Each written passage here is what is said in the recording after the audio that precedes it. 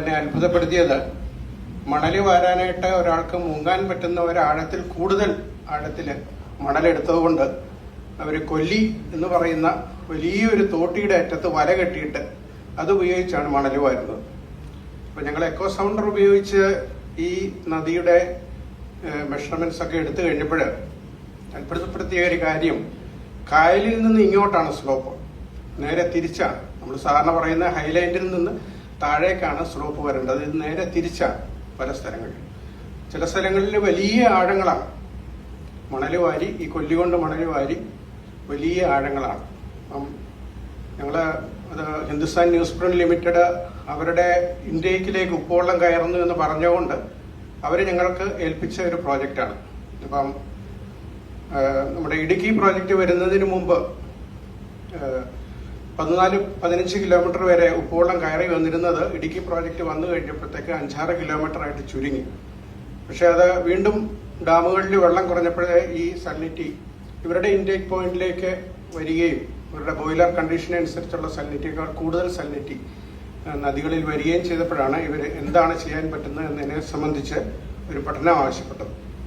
ഞങ്ങളങ്ങനെ പഠിച്ചൊരു റിപ്പോർട്ട് കൊടുത്തു. അതിന് ഞങ്ങളുടെ സ്ഥാപനത്തിന് ഞാൻ ഉൾപ്പെട്ട ഗവേഷണ ടീമിന് ഒരു നാഷണൽ അവാർഡ് കിട്ടുകയും ചെയ്തു. അങ്ങനെയാണ് ഞാൻ നദികളെ പറ്റി പഠിക്കണം എന്നുള്ളൊരു താല്പര്യത്തോടുകൂടി പിന്നീടുള്ള പ്രോജക്റ്റുകളൊക്കെ നദികളെ പറ്റി ആക്കിയത്. എൻ്റെ PhD നദികളുടെ ആരോഗ്യത്തെ സംബന്ധിച്ചാണ്. ഞാൻ കുറച്ച് കാര്യങ്ങൾ നിങ്ങളോട് സംസാരിക്കാം. പക്ഷേ ഇന്ന് തന്നെ ഏറ്റവും അധികം സന്തോഷം തന്ന ഒരു കാര്യം, ഇന്ന് ഞാൻ കാണുന്നത് കൂടുതലും ചെറുപ്പക്കാരായിട്ടുള്ള ആൾക്കാരെയാണ്.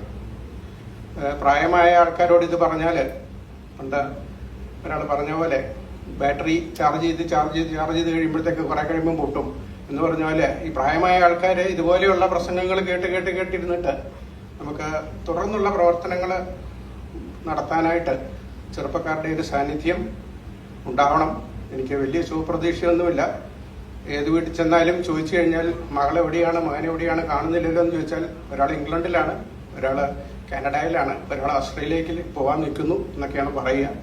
അപ്പോൾ കേരളം വളരെ പെട്ടെന്ന് ഒരു വയോജനങ്ങളുടെ നാടായിട്ട് മാറുകയാണ്. ആരും അതിനെക്കുറിച്ചൊന്നും പ്രതികരിക്കുന്നില്ല, ആരും ഒന്നും ചെയ്യുന്നില്ല.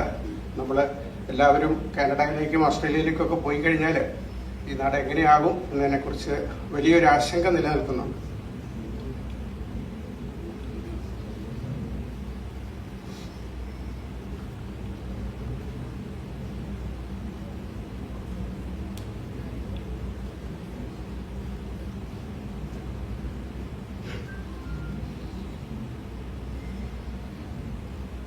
എന്നോട് ആവശ്യപ്പെട്ടപ്പോൾ ഞാൻ ടൈറ്റിൽ പറഞ്ഞത് management of rivers and wetlands എന്നാണ്. അതിൽ ഏറ്റവും പ്രധാനപ്പെട്ട കാര്യം സസ്റ്റൈനബിൾ എന്നുള്ള വാക്കാണ്. Sustainable management of rivers and wetlands. എന്താണ് സസ്റ്റൈനബിലിറ്റി? സമയമില്ലാത്തതുകൊണ്ട് കുറച്ച് പെട്ടെന്ന് പോവാണ്. സസ്റ്റൈനബിലിറ്റി എന്ന് പറഞ്ഞാൽ the ability to be maintained at a certain level or rate. നമ്മുടെ നദികള് ഉണ്ടായിരുന്ന സ്ഥിതിയിൽ നിലനിർത്താൻ പറ്റിയാൽ അത് സസ്റ്റൈനബിലിറ്റി ആയിട്ട് പറയും. Avoidance of depletion of natural resources in order to maintain the ecological balance. Ecological balance എന്ന് പറയുന്നത് വളരെ പ്രധാനപ്പെട്ട ഒരു കാര്യമാണ്. ഞാൻ അതിലേക്ക് വീണ്ടും വരാം.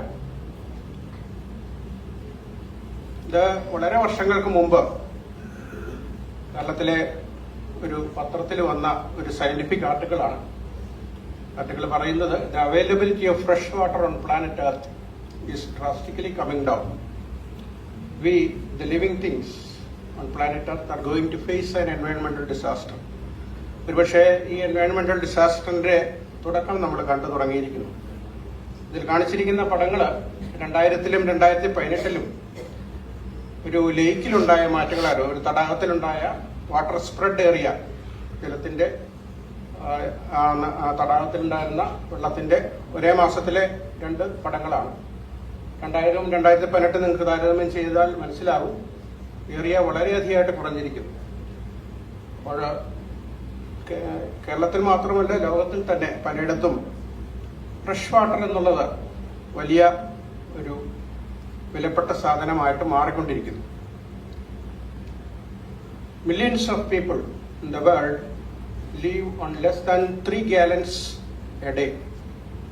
ആഫ്രിക്ക മാത്രമല്ല, മറ്റു പലയിടത്തും ആൾക്കാരെ ശുദ്ധജലം 3 ഗാലൻ എന്ന് പറഞ്ഞാൽ, 1 ഗാലൻ എന്ന് പറഞ്ഞാൽ ഏകദേശം 4.5 ലിറ്ററാണ്. അപ്പം 3 ഗാലൻ എന്ന് പറഞ്ഞാൽ എന്തുമാത്രം ഉണ്ടാവും? 13 ലിറ്റർ വെള്ളം കൊണ്ട് ആൾക്കാർ ഇന്ന് വളരെയധികം വർഷങ്ങളായിട്ട് ജീവിക്കുന്ന പല രാജ്യങ്ങളും ഇന്നുണ്ട്. അപ്പോൾ നമ്മളെ എന്തുമാത്രം ശുദ്ധജലമാണ് നമുക്ക് ഒരു ദിവസം ആവശ്യമെന്ന് പലരോട് ചോദിച്ചാൽ കൃത്യമായിട്ടുള്ള ഒരു ഉത്തരം ലഭിക്കാറില്ല. നമ്മുടെ വീട്ടിൽ ഉപയോഗിക്കുന്ന ഒരു ബക്കറ്റ് എത്ര ലിറ്ററാണ് അറിയാമോ? നിങ്ങൾ വെള്ളം കുളിക്കാൻ ഉപയോഗിക്കുന്ന ബക്കറ്റ് എത്ര ലിറ്ററാണ്? അതിൽ എത്ര ബക്കറ്റ് വെള്ളം നിങ്ങൾക്ക് ആവശ്യമുണ്ട് കുളിക്കാനായിട്ട്? നിങ്ങൾ എത്ര നേരം കുളിക്കും? 2 നേരം കുളിക്കുന്ന ആൾക്കാരാണെങ്കിൽ അത് തന്നെ ഒന്ന് കാൽക്കുലേറ്റ് ചെയ്താൽ നിങ്ങളുടെ ഡൊമസ്റ്റിക് യൂസ് എന്തുമാത്രം ശുദ്ധജലമാണ് നിങ്ങൾ ഉപയോഗിക്കുന്നതെന്ന് കാണാം. അപ്പം 13 ലിറ്റർ വെള്ളം കൊണ്ട് ജീവിക്കുന്ന ആൾക്കാരെ പറ്റി തീർച്ചയായിട്ടും ഓർക്കേണ്ടത് ഒരാവശ്യമാണ്. 2020 യുണൈറ്റഡ് നേഷൻസ് പുറപ്പെടുവിച്ച ഒരു റിപ്പോർട്ടാണ്. Countries likely to run short of water in the next 25 years are Ethiopia, India, Kenya, Nigeria and Peru. അപ്പോൾ അതിൽ നമ്മളും ഉണ്ട് എന്നുള്ള കാര്യം ഓർക്കുക.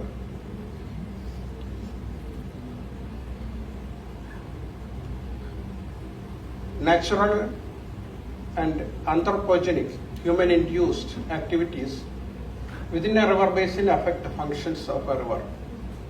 നമ്മളുടെ നദികളുടെ ഇന്നത്തെ സ്ഥിതിയുടെ വളരെ പ്രധാനപ്പെട്ട ഒരു കാരണം നാച്ചുറലാണ്. നമ്മുടെ ക്ലൈമറ്റ് ചേഞ്ചിനെ പറ്റിയൊക്കെ പറയുന്നുണ്ട്. അതോടൊപ്പം തന്നെ മനുഷ്യനിർമ്മിതമായ പരിസ്ഥിതി പ്രശ്നങ്ങളും ഇന്നുണ്ട്. So the sustainability of rivers and wetlands is under threat. നമ്മുടെ കേരളത്തിന്റെ നദികളുടെ മാനേജ്മെന്റിനെ പറ്റി പറയുമ്പം ഏറ്റവും ആദ്യം പറയുന്ന കാര്യം 3 വളരെ ചെരിവുള്ള ഒരു സ്ഥലമാണ് കേരളം. മലനാട്, ഇടനാട്, തീരപ്രദേശം. അതുപോലെ തന്നെ കേരളത്തിലെ ജനസംഖ്യ ഏകദേശം 859 ആൾക്കാർ 1 സ്ക്വയർ കിലോമീറ്ററിലുണ്ട് ആവറേജ്. നമ്മുടെ നാഷണൽ ആവറേജ് അതിന്റെ പകുതിയേ ഉള്ളൂ, 464 ഉള്ളൂ. അപ്പോൾ ഇത്ര തിങ്ങിയ ജനങ്ങൾ വസിക്കുന്ന കേരളത്തില്, വളരെ ചെരിവുള്ള കേരളത്തില് വാട്ടർ മാനേജ്മെന്റിന് വളരെയധികം പ്രാധാന്യമുണ്ട്. സാൻഡ് മൈനിങ് ഇന്ന് റിവേഴ്സിൽ കുറേയധികം കുറഞ്ഞു.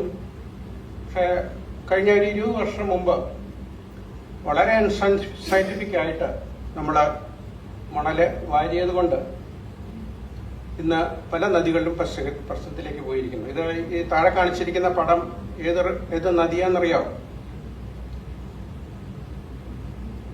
അവിടെ കാണിച്ചിരിക്കുന്ന ആ സ്ട്രക്ചർ എന്താണെന്നറിയാമോ? അതൊരു കേരള വാട്ടർ അതോറിറ്റിയുടെ ഒരു ഇൻടേക്ക് വെല്ലാണ്.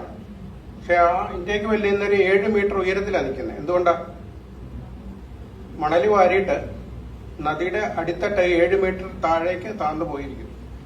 അപ്പോൾ ഇത്രയും വലിയൊരു ലാർജ് സ്കെയിലുള്ള മണൽ വാരൽ, ഈ ലെവലിലേക്ക് നദി എത്തണമെങ്കിൽ ഇനി എത്രയോ 100 വർഷങ്ങൾ കഴിഞ്ഞു പോയാൽ മാത്രമേ ഈ ഒരു ലെവലിലേക്ക് ഈ നദി എത്തിച്ചേരുകയുള്ളൂ.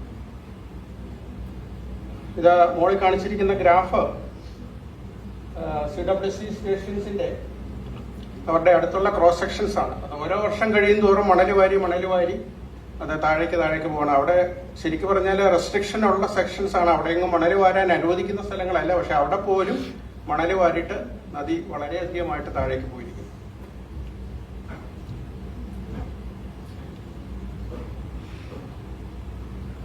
ഇത് ഇന്ന് വളരെയധികമായിട്ട് ചർച്ച ചെയ്യുന്ന ഒരു വിഷയമാണ്. എന്തുമാത്രം മണലാണ് നമുക്കൊരു നദിയിൽ നിന്ന് വാരാൻ സാധിക്കുന്നത്? മണല് വാരുന്നത് നല്ലതാണോ ചീത്തയാണോ?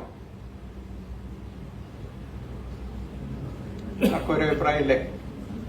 മണല് വാരാവോ നദിയിൽ നിന്ന്? കുറച്ച് വരാം. കുറച്ച് എത്രയാണ്? ഞാൻ നേരത്തെ പറഞ്ഞ ഹൈലാൻഡ്, മിഡ്ലാൻഡ്, ലോലാൻഡ്,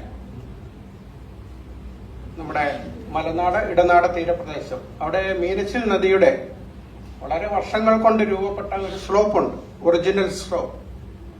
അത് ഹൈലാൻഡില് 24 മീറ്റർ പെർ കിലോമീറ്റർ ആണ്.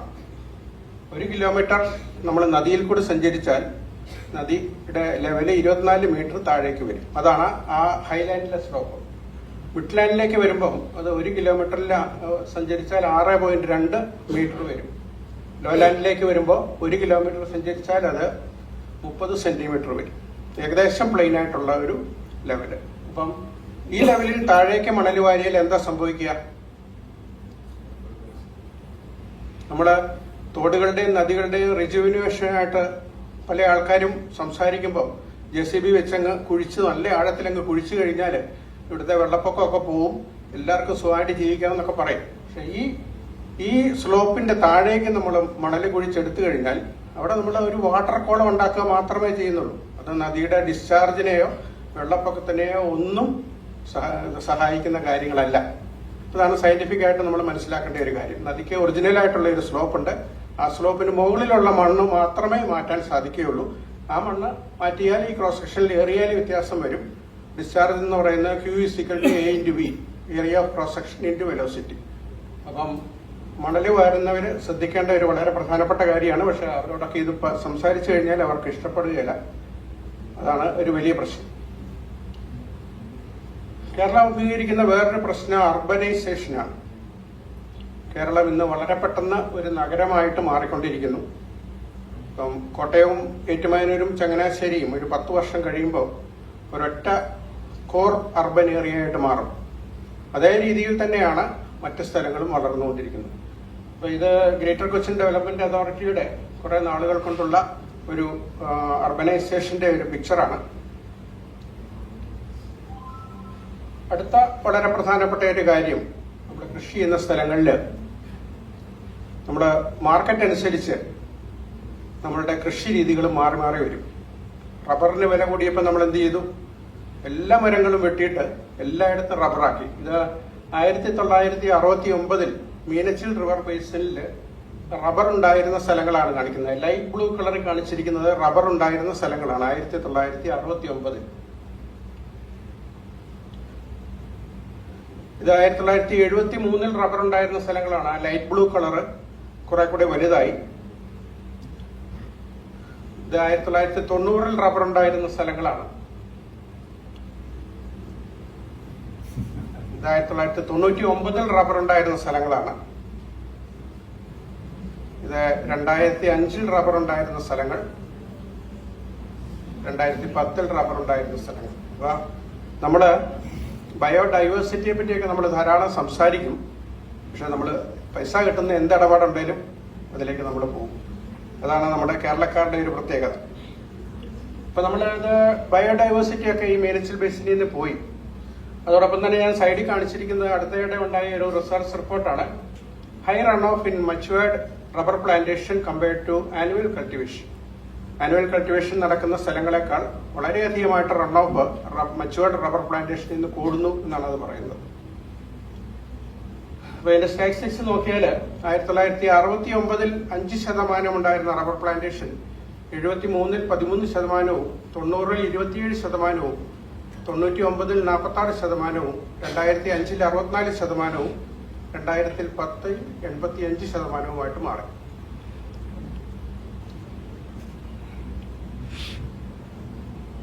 അപ്പർ കുട്ടനാടില് നമ്മുടെ ഫീൽഡിലേക്ക് പോയി കഴിഞ്ഞാൽ വളരെ സങ്കടം തോന്നുന്ന ചില കാര്യങ്ങൾ കാണാം. അതില് ആദ്യത്തെ ഫോട്ടോ എന്താണെന്ന് മനസ്സിലായോ? ഇത് നമ്മുടെ ഫ്രീ ഫ്ലോയിങ് ആയിട്ടുള്ള ഒരു റിവറില് ഒരു റോഡ് വേണമെന്ന് പഞ്ചായത്ത് തീരുമാനിച്ചു. പഞ്ചായത്തിന് കുറച്ച് പൈസയേ ഉള്ളൂ, ബഡ്ജറ്റ് കുറവാണ്. അവിടെ പാലം പണിയാനായിട്ട് നിവൃത്തിയില്ല. അപ്പൊ എന്ത് ചെയ്തു? 2 വലിയ സ്റ്റോൺ പൈപ്പുകൾ അങ്ങോട്ട് ഇട്ടു. അതിന്റെ മുകളിൽ കുറെ കല്ലടുക്കി മണ്ണ് നിരത്തി റോഡായി. ഇത് ഒരു പഞ്ചായത്തിൽ മാത്രമല്ല, ആയിരക്കണക്കിന് പഞ്ചായത്തിൽ അപ്പർ കുട്ടനാട്ടിൽ കാണാൻ കഴിയും. ആയിരക്കണക്കിന് സ്ഥലങ്ങളിൽ. ഇത് ഇലക്ട്രിസിറ്റി കണക്ഷനും വീട്ടു നമ്പറും ഒക്കെയുള്ള ഒരു വീടാണ്. പക്ഷെ അത് ഇരിക്കുന്നത് ഒരു ഒഴുകിക്കൊണ്ടിരുന്ന ഒരു തോടിന്റെ നടുക്കാണ്.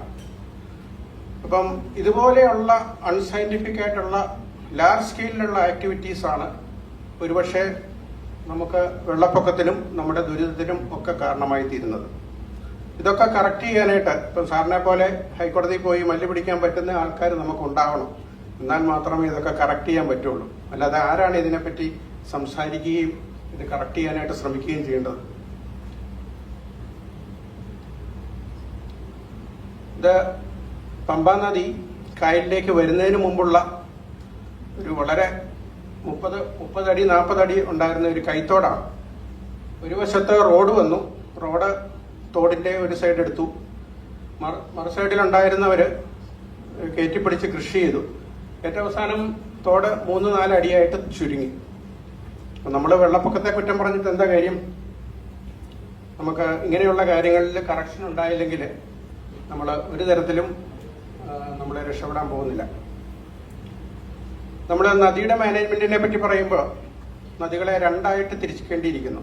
ഒന്ന് റെഗുലേറ്റഡ് റിവേഴ്സ്, രണ്ട് അൺറെഗുലേറ്റഡ് അല്ലെങ്കിൽ ഫ്രീ ഫ്ലോയിങ് റിവേഴ്സ്.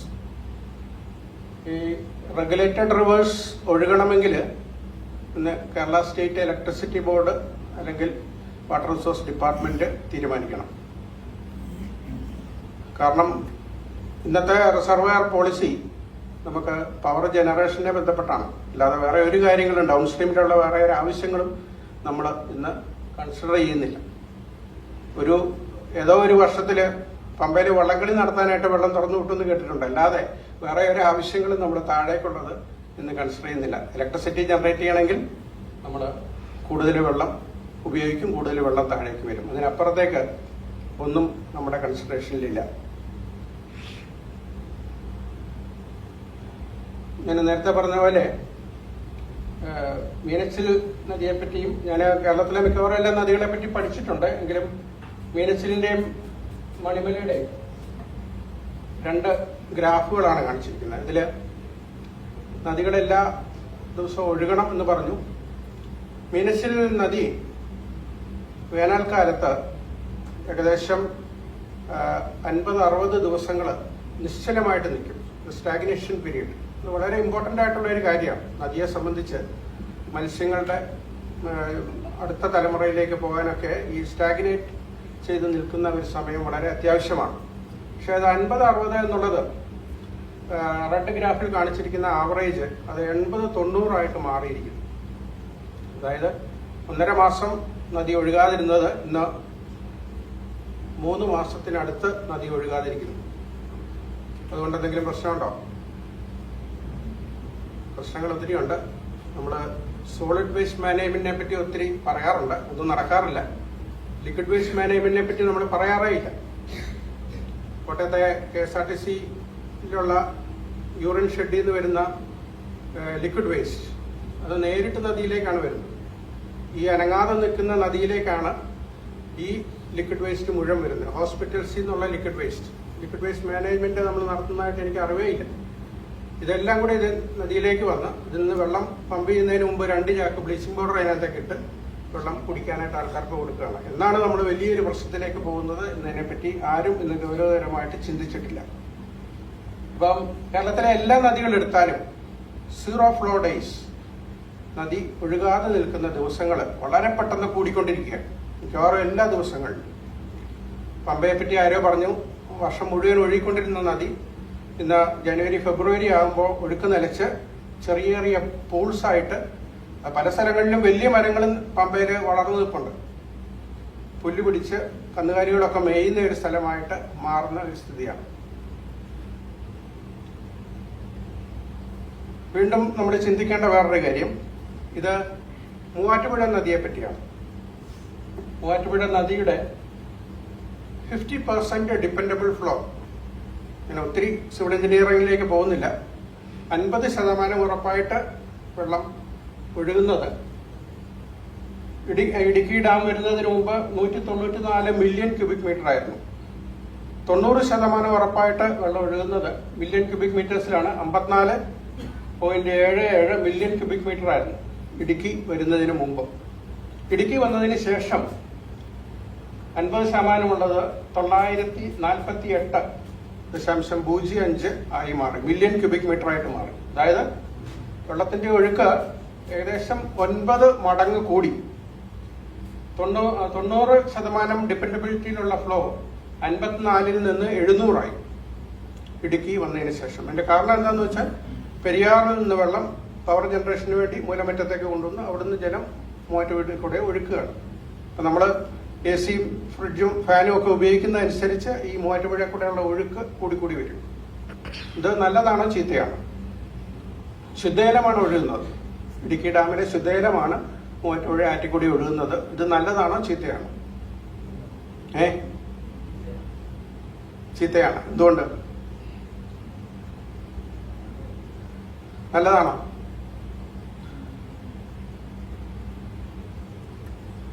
IIT റൂർക്കിയിലെ ഒരു പ്രൊഫസർ എന്നോട് ഭയങ്കരമായിട്ട് അടികൂടിയതാണ് ഇതിനെ സംബന്ധിച്ച്.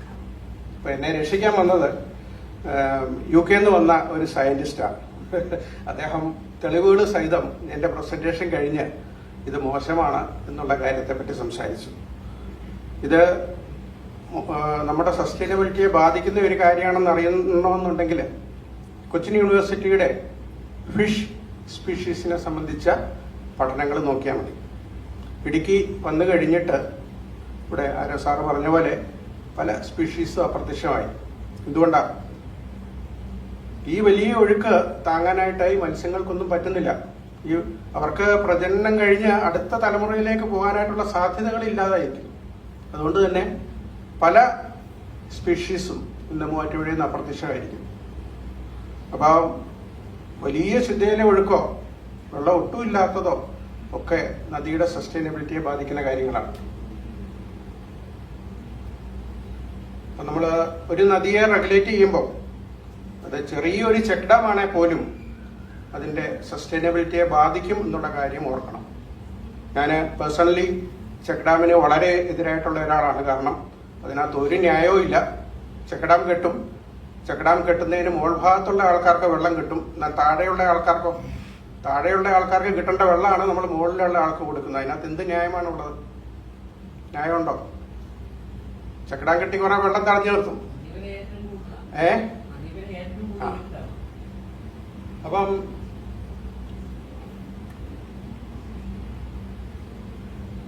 പോസ്റ്റൽ എന്ന് പറഞ്ഞ വളരെ പ്രശസ്തയായ ഒരു സയന്റിസ്റ്റ് പറഞ്ഞിരിക്കുന്ന കാര്യമാണ്. റെഗുലേഷൻ ഓഫ് നാച്ചുറലി ഫ്ലോയിങ് റിവേഴ്സിനെ പറ്റി അവരുടെ പഠനത്തിൽ പറഞ്ഞിരിക്കുന്നതാണ്. Over half of world's accessible surface water is already apportioned by humans and is projected to increase by astonishing 70% by 2025. 2025 അധിക സമയമില്ല. അപ്പൊ നമ്മുടെ ഭൂമിയിൽ, നമ്മുടെ ഈ കൊച്ചു ഭൂമിയിൽ ഫ്രീ ആയിട്ട് ഒഴുകുന്ന വെള്ളത്തിന്റെ 70% മനുഷ്യന്റെ നിയന്ത്രണത്തിലാകും എന്നാണ് അവരുടെ പഠനം കാണിക്കുന്നത്. അപ്പം മനുഷ്യന്റെ നിയന്ത്രണത്തിലാകുന്നത് അത് എന്തുമാത്രം സയന്റിഫിക് ആയിട്ട് മനുഷ്യൻ ഉപയോഗിക്കുന്നു എന്നുള്ളത് വളരെ പ്രധാനപ്പെട്ട ഒരു കാര്യമാണ്. Flow regulation through impoundments represent the most prevalent form of hydrologic alteration. അപ്പം ഹൈഡ്രോളജിക് ഓൾട്ടറേഷൻ, നദിയിലെ വെള്ളത്തിന്റെ നീരൊഴുക്കിലെ വ്യതിയാനങ്ങൾ വന്നു എന്ന് നമ്മൾ പറയുമ്പോൾ ഈ ഫ്ലോ റെഗുലേഷനാണ് ഏറ്റവും പ്രധാനപ്പെട്ട ഒരു കാര്യമായിട്ട് വരുന്നത്. Currently, there are over 48,000 large dams in over 140 countries. 8 lakh small dams are estimated to exist worldwide. അപ്പം നമ്മൾ ഡാമുകൾ കെട്ടുന്നു, ഓരോ വർഷവും പുതിയ പുതിയ ഡാമുകൾ വരുന്നു. ഏറ്റവും കൂടുതൽ ഡാമുകളുള്ള രാജ്യം ഏതാണ്? ചൈന. എന്തുമാത്രം ഡാമുകളുണ്ട് ചൈനയില്?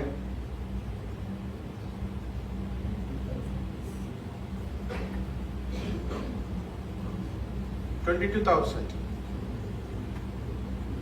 ഒരു international committee on large dams ഉണ്ട്. അവിടെ ഈ ഡാമുകളൊക്കെ ഉണ്ടാക്കി കഴിഞ്ഞാൽ രജിസ്റ്റർ ചെയ്യണമെന്നുണ്ട്. ചൈന രജിസ്റ്റർ ചെയ്തിരിക്കുന്നത് 1855 ഡാമുകളെ ഉള്ളൂ എന്നാണ്. പക്ഷെ ഇന്ന് റിമോട്ട് സെൻസിംഗ് ഒക്കെ വളരെയധികമായിട്ട് വികസിച്ചതുകൊണ്ട് നമുക്ക് എണ്ണി തിട്ടപ്പെടുത്താം. അത് 22,000 മുകളിലേക്കായിട്ടുണ്ട്. യുണൈറ്റഡ് സ്റ്റേറ്റ്സിൽ 6,375 ഉണ്ട്. ഇന്ത്യയിൽ 4,011 എന്നാണ് റെക്കോർഡ്. 4,291 ഉണ്ട്. ജപ്പാനില് 1,077, 2,675 ആക്ച്വലി ആയിട്ടുള്ളത്. ഇതാണ് അവസ്ഥ. നമ്മുടെ പ്രകൃതിയും മനുഷ്യനും തമ്മിലുള്ള ഒരു ബാലൻസിനെ പറ്റി സംസാരിക്കുമ്പോൾ, സസ്റ്റൈനബിലിറ്റിയെ പറ്റി സംസാരിക്കുമ്പോൾ പറയേണ്ട ഒരു കാര്യം, no attempt to qualify the hydrologic alterations due to anthropogenic regulations is done in river basins of Kerala state. ഈ സ്കൂൾ ഓഫ് എൻവയോൺമെന്റൽ സ്റ്റഡീസിന് ഏറ്റെടുക്കാൻ പറ്റിയ വളരെ പ്രധാനപ്പെട്ട ഒരു വിഷയമാണ്. അക്വാറ്റിക് ഫ്ലോറ ഫോണ, അതിനൊക്കെ എന്തുമാത്രം വെള്ളം ആവശ്യമുണ്ട്, ഓരോ മാസവും എന്തുമാത്രം വെള്ളം ആവശ്യമുണ്ട്, ഇതിനെപ്പറ്റി ഒന്നും യാതൊരു പഠനവും നമ്മുടെ ഈ കേരളത്തിൽ, നമ്മൾ 44 നദികളുണ്ടെന്ന് അഭിമാനത്തോടെ പറയുമ്പോഴും ഇതിനെപ്പറ്റിയുള്ള ഒരു പഠനവും നടന്നിട്ടില്ല.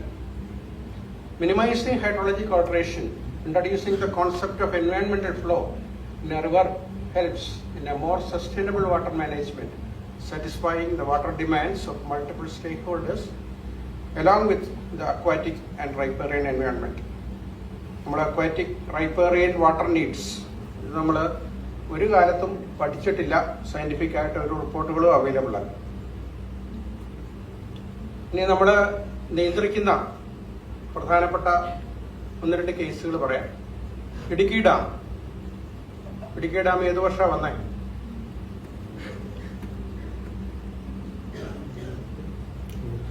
76 വന്ന ഡാമാണ് ഇടുക്കി ഡാം. ഇടുക്കി ഡാം വന്നു കഴിഞ്ഞിട്ട് അത് എത്ര പ്രാവശ്യം സ്പില്ല് ചെയ്തിട്ടുണ്ട്? ഇടുക്കി ഡാം നിറഞ്ഞ വെള്ളം പുറത്തേക്ക് വന്നിട്ടുണ്ട്. 2018 വെള്ളപ്പൊക്കം ഉണ്ടാകുന്നതിന് മുമ്പ് 2 തവണ മാത്രം, 1982 1992. അപ്പോൾ ഒരു ചോദ്യം വരുന്നു, ഇടുക്കി ഡാമിന് താഴേക്ക് നമ്മൾ വെള്ളം തുറന്നുവിടുന്ന ഒരു പതിവില്ല. അപ്പൊ ഈ താഴെ ഉണ്ടായിരുന്ന പെരിയാറിന്റെ ഭാഗത്തിന് എന്ത് സംഭവിച്ചു? 2018 വലിയ ഡാമേജുകൾ ഉണ്ടായതിന്റെ വളരെ പ്രധാനപ്പെട്ട ഒരു കാരണം ഈ താഴെ നീരൊഴുക്ക് നമ്മൾ മിനിമം ഫ്ലോ എങ്കിലും തുറന്നുവിടാൻ തയ്യാറാകാത്തത് കൊണ്ട് ഇതെല്ലാം എൻക്രോച്ച് ചെയ്ത് ആൾക്കാർ കയറി കൃഷി ചെയ്തു, കുറെ ബിൽഡിങ്ങുകൾ വന്നു. ഇതെല്ലാം വന്നുകൊണ്ട് 2018 ഈ വളരെ ഭയങ്കരമായിട്ടുള്ള ഫ്ലഡ് വന്നപ്പോഴത്തേക്ക് ഇവിടെ എല്ലാം ഭയങ്കരമായിട്ടുള്ള ഡാമേജ് ഉണ്ടായി. പത്രത്തിൽ വന്ന വാർത്തയാണ്, Idukki dam Gates open after 26 years. 1992 കഴിഞ്ഞ് 26 വർഷം നമ്മൾ കംപ്ലീറ്റ് ആയിട്ട് വെള്ളം ബ്ലോക്ക് ചെയ്ത് ഇന്റർ ബേസിൻ വാട്ടർ ട്രാൻസ്ഫർ ആണ് നടത്തിയത്. അതും ഇന്ന് എൻവയോൺമെന്റലിസ്റ്റുകളുടെ ഇടയിൽ വളരെയധികം ചർച്ച ചെയ്യപ്പെടുന്ന ഒരു വിഷയമാണ്. ഒരു ബേസിനിൽ നിന്ന് നമ്മൾ വേറൊരു ബേസിനിലേക്ക് വെള്ളം കൊണ്ടുപോയാൽ നല്ലതോ ചീത്തയോ? അതാണ് ഞാൻ മൂവാറ്റുപുഴ കാണിച്ചത്. അപ്പോൾ ഈ ഡാമിലെ നമ്മൾ വളരെ അഭിമാനത്തോടെ പറയുന്ന പെരിയാറിലെ വെള്ളം മുഴുവൻ നമ്മൾ തടഞ്ഞു നിർത്തിയിട്ട് ആ വെള്ളം മുഴുവൻ നമ്മൾ ഇന്റർ ബേസിൻ വാട്ടർ ട്രാൻസ്ഫർ വഴി മൂവാറ്റുപുഴയിലേക്ക് കൊണ്ടുവന്നു. അപ്പം 26 വർഷങ്ങൾക്ക് ശേഷം ഈ ഡാം ഓപ്പൺ ചെയ്തപ്പോൾ നമുക്ക് വലിയ പ്രശ്നങ്ങൾ ഉണ്ടായി. നമ്മളൊരു നദിയെ റെഗുലേറ്റ് ചെയ്താൽ ഇത്തരത്തിലുള്ള വ്യതിയാനങ്ങളാണ് ഉണ്ടാകുക. ഇത് റെഗുലേറ്റ് ചെയ്യുന്നതിന് മുമ്പും റെഗുലേറ്റ് ചെയ്തതിന് ശേഷവും വലിയ വ്യത്യാസങ്ങൾ ഒരു നദിയിലുണ്ടാകും. അല്ലെങ്കിൽ വളരെ സയന്റിഫിക് ആയിട്ട് പഠിച്ച് അതിന്റെ റിസർവെയർ ഓപ്പറേഷൻ നമ്മൾ ശരിയായ രീതിയിൽ ചെയ്തിരിക്കണം. നമ്മുടെ കേരളത്തിലെ പ്രധാന പ്രശ്നങ്ങളാണ് fragmented rivers with no flows in between dams. നമ്മൾ ഡാമുകളൊക്കെ ഉണ്ടാക്കുമ്പോൾ ഇപ്പം ഫിഷ് ലാഡർ എന്നൊരു ഡിസൈൻ ഇതിനകത്ത് ഉൾപ്പെടുത്താറുണ്ട്. അതായത് മത്സ്യങ്ങൾക്ക് മുകളിലത്തെ ഭാഗത്തേക്ക് കയറിപ്പോകാനുള്ള ഒരു സംവിധാനം. നമ്മുടെ ഡാമുകളെല്ലാം നമ്മൾ ഫ്രാഗ്മെന്റ് ചെയ്ത് ഒരു ഫിഷ് ലാഡർ ഒന്നുമില്ല. അപ്പം മുകളിലുള്ള അക്വാറ്റിക് ബയോട്ട വേറൊരു സെപ്പറേറ്റ് വേൾഡായിട്ട് മാറും, താഴെയുള്ളത് വേറൊരു സെപ്പറേറ്റ് വേൾഡായിട്ട് മാറും കുറെ കാലങ്ങൾക്ക് ശേഷം. ഇതൊക്കെ വലിയ പാരിസ്ഥിതികമായിട്ടുള്ള പ്രശ്നങ്ങൾ ഉണ്ടാക്കും. നമ്മൾ ഇന്ന് കണ്ടുകൊണ്ടിരിക്കുന്ന പല സ്പീഷീസും ചിലപ്പോൾ 10 വർഷം കഴിയുമ്പോൾ കണ്ടു എന്ന് വരില്ല. ഞങ്ങളുടെ ഒക്കെ ചെറുപ്പകാലത്തുണ്ടായിരുന്ന പള്ളത്തി എന്നുള്ള മത്സ്യത്തെ കണ്ടിട്ടുണ്ടോ? ഇത് നിങ്ങൾ ലേസ് കഴിക്കുന്ന പോലെ കഴിച്ചിരുന്നതാണ് ഞങ്ങളൊക്കെ. കൊട്ടക്കണക്കിന് പിടിച്ചോണ്ട് വന്ന് വറുത്ത് വീട്ടിൽ കൊണ്ടുവെക്കും. ഇത് നിങ്ങൾക്ക് ലേസിനെ പറ്റി അറിയാമല്ലോ, സോസും ഒക്കെ ചേർത്ത് കെമിക്കലായിട്ടുള്ള കുറെ കാര്യങ്ങളൊക്കെ ചേർത്തുണ്ടാക്കുന്ന ലേസ്. അന്ന് ഈ പള്ളത്തിയൊക്കെയാണ് ഞങ്ങൾ ഉച്ചയ്ക്ക് ഭക്ഷണം പോലും കഴിക്കാതെ ഈ പള്ളത്തിയൊക്കെ കിട്ടുമ്പോൾ എത്രയോ കൊട്ടകളാണ് കോരിക്കൊണ്ടുവരുന്നത്. പണ്ട് കാലത്ത് ഈ മത്തി എന്ന് പറയുന്ന മത്സ്യം തെങ്ങിന് വളമായിട്ടിട്ടിരുന്നു. നിങ്ങൾക്ക് പറഞ്ഞാൽ വിശ്വസിക്കാൻ പറ്റുമോ? തെങ്ങിന് വളമായിട്ട് മേടിച്ചിരുന്നൊക്കെ ഞാൻ ഓർക്കുന്നുണ്ട്. അപ്പം നമ്മൾ വളരെ പെട്ടെന്ന് ചെയ്ത് നമ്മുടെ പ്രകൃതിയിൽ നിന്ന് നമുക്ക് കിട്ടുന്ന പോസിറ്റീവായിട്ടുള്ള കാര്യങ്ങളിലെല്ലാം വ്യതിയാനങ്ങൾ വന്നുകൊണ്ടിരിക്കുക. ഇപ്പോൾ fragmented rivers with no flows in between dams, deteriorating water quality. Water ക്വാളിറ്റിയെ പറ്റി പറയാനാണ് ഒത്തിരി കാര്യങ്ങളുണ്ട്, ഞാൻ അതിലെ സ്പെഷ്യലിസ്റ്റ് ഒന്നുമല്ല. Flood plain farming under threat, fish catch and fisheries on decline, riparian ecosystem losing continuity and diversity, flood plains cut off from flows, salinity traveling deep inland. അപ്പൊ ഇങ്ങനെയുള്ള വലിയ പ്രശ്നങ്ങളെ നമ്മൾ അഭിമുഖീകരിച്ചുകൊണ്ടിരിക്കുകയാണ്. ഇപ്പൊ നമ്മുടെ അഭിലാഷ് സാറ് പറയാൻ പോകുന്ന വിഷയവുമായിട്ട് ബന്ധപ്പെട്ട ഒരു വിഷയമാണ് സിവിൽ എഞ്ചിനീയറിംഗിൽ റിട്ടേൺ പീരീഡ് എന്നുണ്ട്. നമ്മുടെ ഫ്ലഡ് ഫ്ലോസ്, ഒരു പ്രത്യേക മാഗ്നിറ്റ്യൂഡിലുള്ള ഫ്ലഡ് ഫ്ലോ വന്നു കഴിഞ്ഞാൽ അത് എത്ര വർഷം കഴിഞ്ഞ് വീണ്ടും ഉണ്ടാകാനുള്ള probability of returning after so many years. അപ്പം ഇൻഡോ ഡച്ച് സ്റ്റഡി 1989 നടത്തി. അതിലെ മീനച്ചിൽ റിവറിൽ 2 വർഷം കഴിഞ്ഞ് റിട്ടേൺ ചെയ്യാൻ സാധ്യതയുള്ള ഫ്ലഡിന്റെ intensity 400 metre cube per second ആയിരുന്നു. 10 വർഷം കഴിഞ്ഞ് 513 മീറ്റർ ക്യൂബ് പെർ സെക്കൻഡ് ആയിരുന്നു. 25 വർഷം 565, 50 വർഷം 604, 100 വർഷം 639 മീറ്റർ ക്യൂബ് പെർ സെക്കൻഡ് ആയിരുന്നു ഫ്ലഡ് ഫ്ലോ. പക്ഷേ 2029 ആയപ്പോഴത്തേക്ക് നമ്മുടെ ഹൈഡ്രോളജിക് ഡേറ്റയുടെ ആവറേജ് എടുത്തു കഴിഞ്ഞപ്പോഴത്തേക്ക് 2 വർഷം കൊണ്ട് റിട്ടേൺ ചെയ്യാവുന്ന ഫ്ലോ എന്ന് പറയുന്നത് 680 മീറ്റർ ക്യൂബ് പെർ സെക്കൻഡായി. 10 വർഷം കൊണ്ട് 847 മീറ്റർ ക്യൂബ് പെർ സെക്കൻഡായി.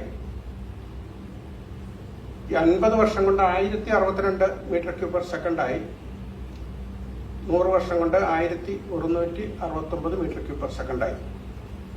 അപ്പം നമുക്ക് 2018 ഫ്ലഡ് ഈ 900 മീറ്റർ ക്യൂബ് പെർ സെക്കൻഡിന് അടുത്ത് നിൽക്കുന്ന ഒരു ഫ്ലോ ആണ്. അത് 25 വർഷത്തിൽ ഒരിക്കൽ റിപ്പീറ്റ് ചെയ്യേണ്ട ഒരു ഫ്ലഡാണ്. പക്ഷേ അടുത്ത വർഷം ഉണ്ടാവുമോ എന്നതിനെ പറ്റി നമുക്ക് എപ്പോഴും പറയാൻ മേലാത്തൊരു സ്ഥിതിയിലാണ് നമ്മുടെ കാര്യങ്ങൾ പോകുന്നത്. വെറ്റ്ലാൻഡ്സിനെ പറ്റി വരുമ്പോൾ നേരത്തെ ഇവിടെ സൂചിപ്പിച്ച പോലെ നദികളും വെറ്റ്ലാൻഡുമായിട്ട് വളരെ ക്ലോസ് ആയിട്ടുള്ള ഒരു റിലേഷൻഷിപ്പാണ്. ഞാൻ ഒത്തിരി ഡീറ്റെയിൽസിലേക്ക് പോകുന്നില്ല.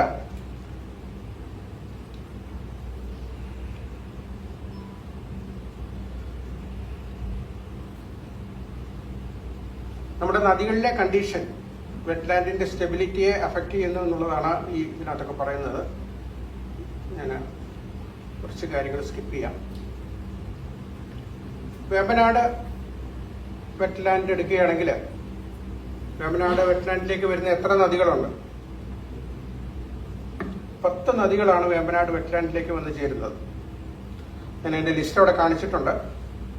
അതിൽ നിങ്ങൾക്ക് കാണാം, മൂവാറ്റുപുഴ നദിയിൽ monsoon flow 3760, lean flow summer flow 1020 Muvattupuzha നദിയുടെ കാശ്മീർ ഏരിയയോടൊപ്പം നിൽക്കുന്ന അച്ചൻകോവിലില് ലീൻ ഫ്ലോ അതിന്റെ പകുതിയേ ഉള്ളൂ. കാരണം നമ്മൾ ഇന്റർബേസിൻ വാട്ടർ ട്രാൻസ്ഫർ ആണ്. പെരിയാറിൽ നിന്ന് മൂവാറ്റുപുഴയിലേക്ക് വെള്ളം ട്രാൻസ്ഫർ ചെയ്യുന്നതുകൊണ്ട്. ഓക്കെ, വേമ്പനാടിലേക്ക് വരുമ്പോൾ വേമ്പനാട് ഇന്ന് വളരെയധികമായിട്ട് സിൽറ്റഡ് ആയിരിക്കും. അതിന്റെ water holding capacity of Vembanad is coming down very fast. അതിന്റെ കണക്കുകൾ കാണിക്കാം. 1930 960 മില്യൺ ക്യൂബിക് മീറ്റേഴ്സ് ആയിരുന്നു വേമ്പനാടിന്റെ വാട്ടർ ഹോൾഡിംഗ് കപ്പാസിറ്റി. അത് 2009 WRDBന്റെ സർവേ അനുസരിച്ച് 241 മില്യൺ ക്യൂബിക് മീറ്റർ ആയിട്ട് ചുരുങ്ങിയിരിക്കുന്നു. 2021 കുഫോസിന്റെ സർവേ അനുസരിച്ച് 137.84 മില്യൺ ക്യൂബിക് മീറ്റർ ആയിട്ട് ചുരുങ്ങിയിരിക്കുന്നു. അതായത് നമ്മൾ ഇങ്ങനെ പോയി കഴിഞ്ഞാൽ ഒരു 10 വർഷം കൂടെ കഴിയുമ്പോൾ വേമ്പനാട്ടിലേക്ക് നമ്മൾ പറയുന്ന ഭാഗം അതിന്റെ വാട്ടർ സർഫസ് ഏരിയ വളരെ ചുരുങ്ങും. ബോട്ട് പോകുന്ന കുറച്ച് ചാനലിൽ മാത്രം വെള്ളം കാണും. ബാക്കിയുള്ളതൊക്കെ വെള്ളപ്പൊക്ക സമയത്ത് കുറച്ച് വെള്ളം കെട്ടി നിൽക്കുന്ന സ്ഥലങ്ങളായിട്ട് മാറും. ഇതിലെ ഏറ്റവും പ്രധാനപ്പെട്ട കാര്യം, ഈ സിൽറ്റിനകത്ത് നല്ലൊരു ശതമാനവും പ്ലാസ്റ്റിക്കാണ്. പ്ലാസ്റ്റിക് ബോട്ടിൽസ്, നമ്മുടെ പ്ലാസ്റ്റിക് ബാഗുകൾ ഒക്കെയാണ്. ഇതുകൊണ്ടുണ്ടാകുന്ന പാരിസ്ഥിതിക പ്രശ്നങ്ങൾ വേറെ അധികമാണ്. വേമ്പനാട്ടില് നമുക്കിന്ന് എനിക്ക് തോന്നുന്ന 1000-1500 കൂടുതൽ ഹൗസ് ബോട്ടുകളുണ്ട്. രജിസ്റ്റർ ചെയ്ത ഹൗസ് ബോട്ടുകൾ വളരെ കുറവാണ്. ഇതിൽ നിന്നുള്ള വേസ്റ്റ് കളക്ഷൻ, ഇതൊക്കെ വലിയ പ്രശ്നങ്ങളാണ്. നമുക്കിത് കണ്ടിന്യൂസ് ആയിട്ട് ഒരു സ്റ്റേബിൾ ആയിട്ടുള്ള രീതിയിൽ കൊണ്ടുപോകാനായിട്ട് ഒരു സംവിധാനം ഇന്നില്ല. പിന്നെ വളരെ പ്രധാനപ്പെട്ട ഒരു കാര്യം ഏറ്റവും അടിയിൽ എഴുതിയിരിക്കുന്നതാണ്.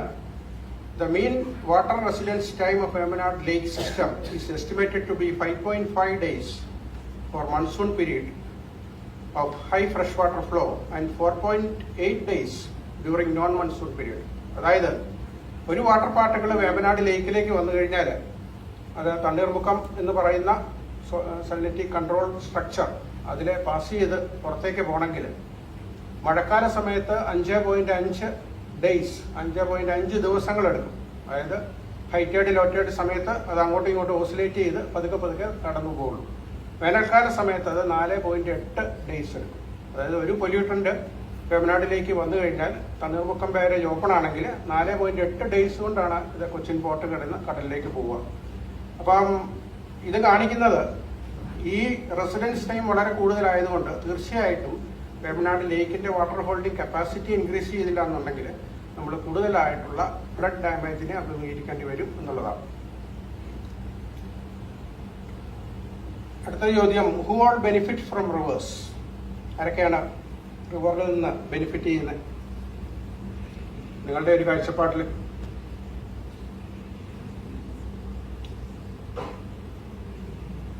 കേൾക്കാൻ മേല, ഉറക്കെ പറയണം. ഞാൻ പെട്ടെന്ന് പറഞ്ഞു പോകും. വൈൽഡ് ലൈഫ് ഇന്ന് വളരെയധികം പ്രശ്നത്തിൽ ആകുന്ന കാര്യങ്ങളാണ്.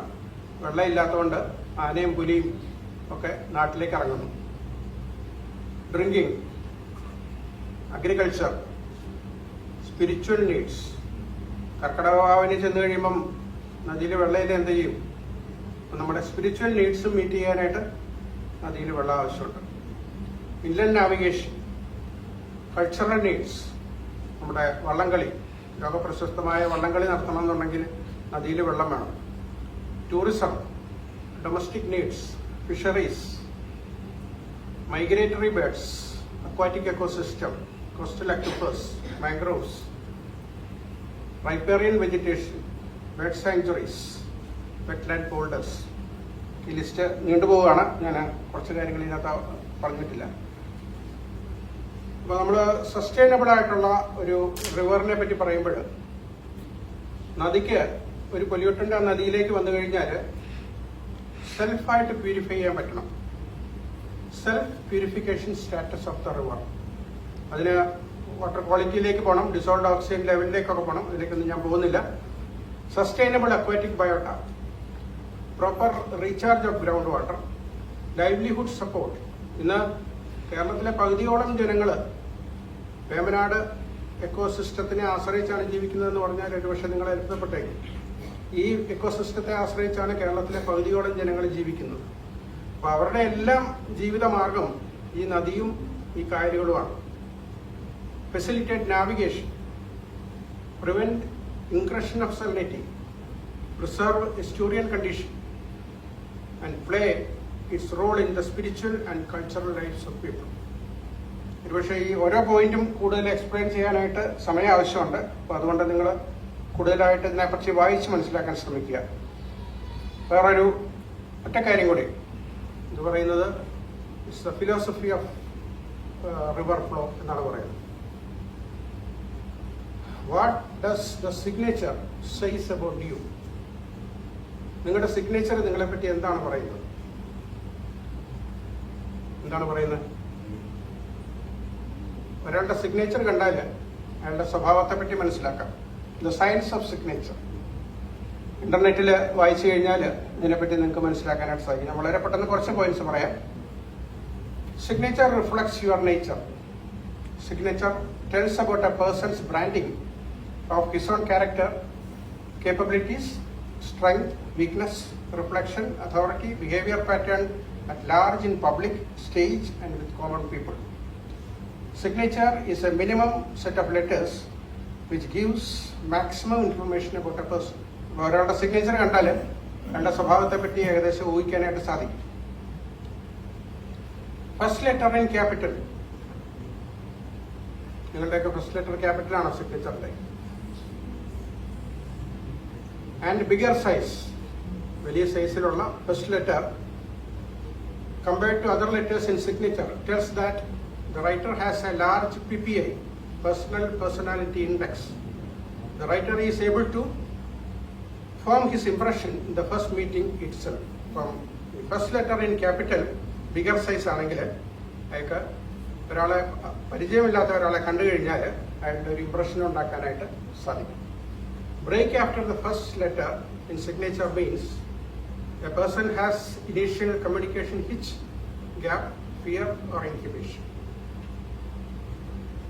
ഇത് വളരെ പ്രശസ്തരായ ആൾക്കാരുടെ സിഗ്നേച്ചറാണ്. ഏറ്റവും അടിയിലുള്ള സിഗ്നേച്ചർ ആരുടെയാണ്?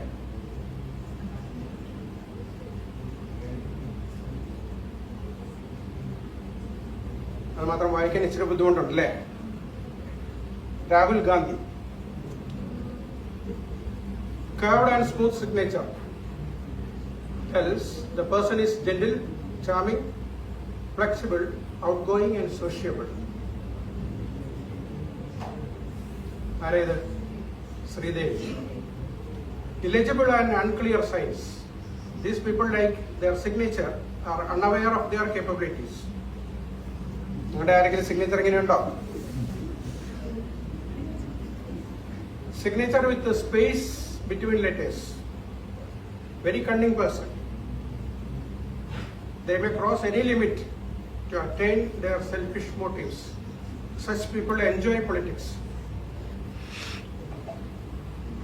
Example ഇട്ടിട്ടുണ്ട്, ആരാന്ന് വായിച്ച് മനസ്സിലാക്കുക.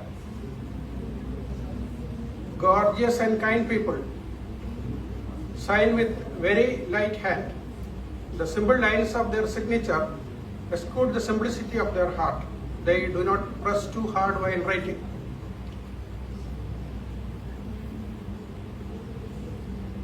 കാണാമല്ലേ? ആദ്യത്തെ ആളാരാ? Signature space between letters. Lalu Prasad Yadav.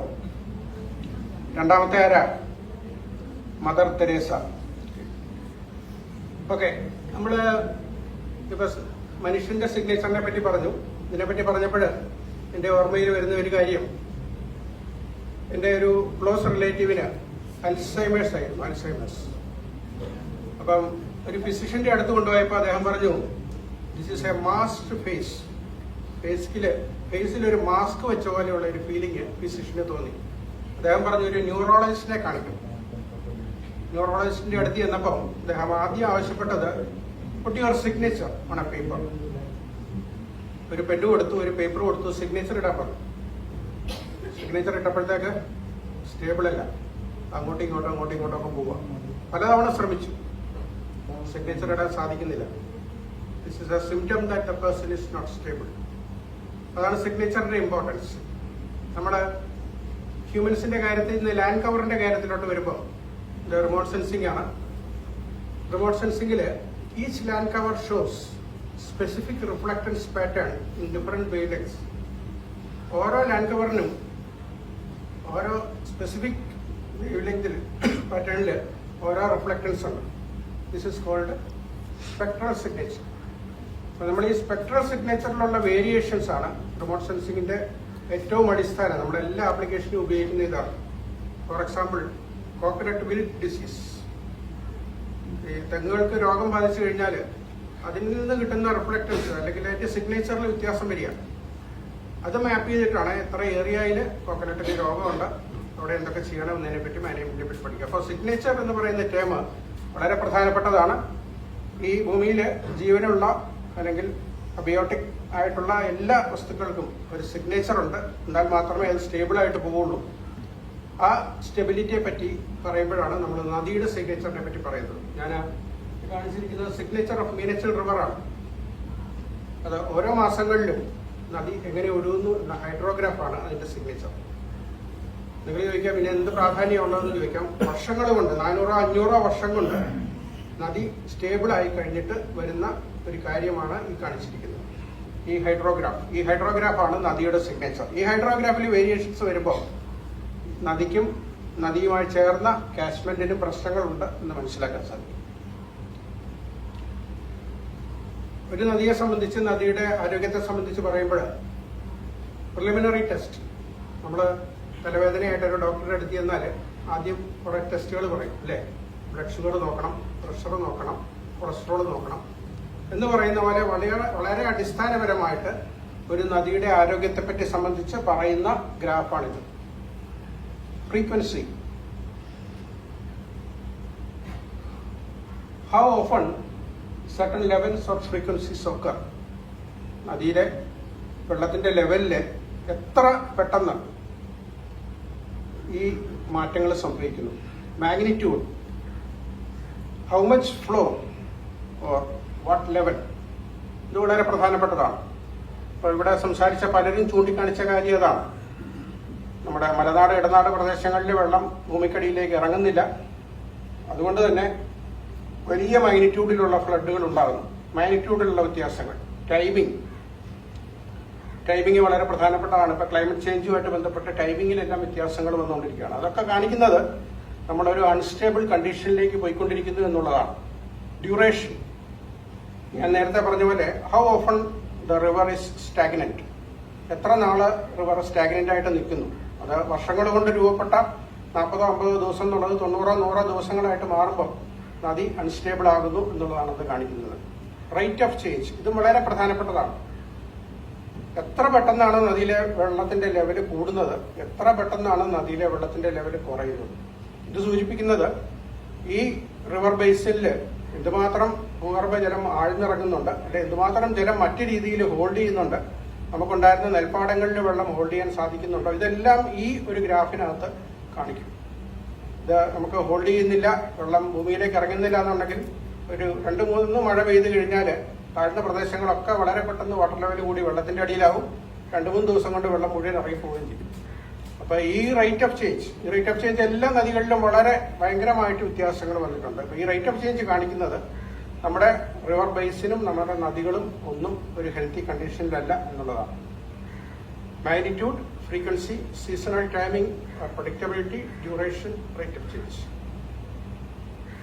ഞാൻ പറഞ്ഞ മീനച്ചിൽ നദിയുടെ കയ്യൊപ്പാണ് പല വർഷങ്ങളിലൂടെ 2000 മുതൽ 2011 വരെയുള്ള കാലഘട്ടങ്ങളിൽ മീനച്ചിൽ നദിയിൽ ഹൈഡ്രോഗ്രാഫിൽ എന്തൊക്കെ വേരിയേഷൻ വന്നു എന്നാണ് ഇത് കാണിക്കുന്നത്. ഓക്കെ, നമുക്ക് എത്ര വരെ പോകാം? സമയമായി. ഓക്കെ, ഞാൻ പെട്ടെന്ന് തീർക്കാം. നമ്മൾ സസ്റ്റൈനബിലിറ്റിയെ പറ്റിയാണ് പറഞ്ഞത്. Human needs should balance with ecological health.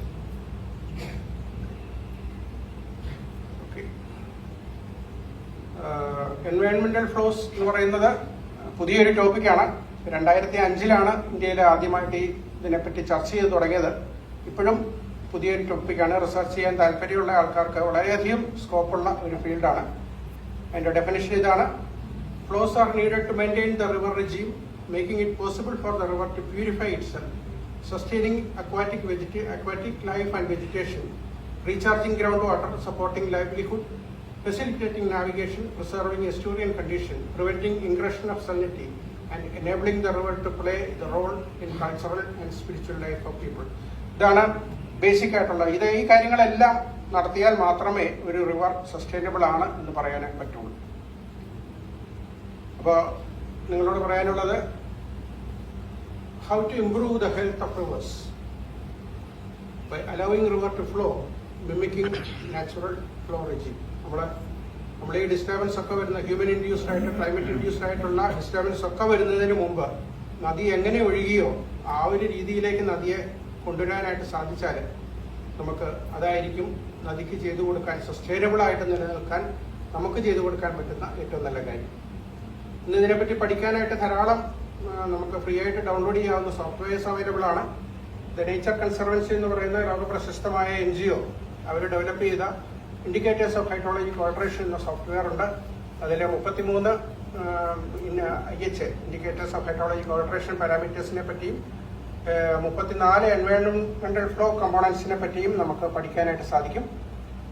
പിന്നെ അമേരിക്കയുടെ തന്നെ HAT എന്ന് പറയുന്ന വേറൊരു സിസ്റ്റം ഉണ്ട്, ഹൈഡ്രോളജിക് അസസ്മെന്റ് ടൂൾ. അതും നമുക്ക് ഫ്രീ ആയിട്ട് ഡൗൺലോഡ് ചെയ്യാവുന്നതാണ്. പക്ഷേ ഇതിലേതാണ് നമ്മുടെ സിസ്റ്റത്തിന് ഏറ്റവും ഒപ്റ്റിമം എന്നതിനെ പറ്റി ഒന്ന് ചെക്ക് ചെയ്യേണ്ടിയിരിക്കുന്നു. ഞാൻ കൂടുതലായിട്ട് ഉപയോഗിക്കുന്ന ഇൻഡിക്കേറ്റേഴ്സ് ഓഫ് ഹൈഡ്രോളജിക് ഓൾട്ടറേഷൻ ഈ ദ നേച്ചർ കൺസർവൻസിയുടെ സോഫ്റ്റ്വെയർ ആണ്. അത് എക്സൽ ബേസ്ഡ് ആയിട്ടുള്ള വളരെ സിമ്പിൾ ആയിട്ടുള്ള ഒരു ഫ്രെയിം വർക്കാണ്. അതിന് നമുക്ക് വളരെ ഡീറ്റെയിൽഡ് ആയിട്ട് ഒരു നദിയുടെ ആരോഗ്യത്തെ പറ്റി പഠിക്കാനായിട്ട് സാധിക്കും. ഈ ഒരു ഗ്രാഫും കൂടി പറഞ്ഞ് ഞാൻ അവസാനിപ്പിക്കാം.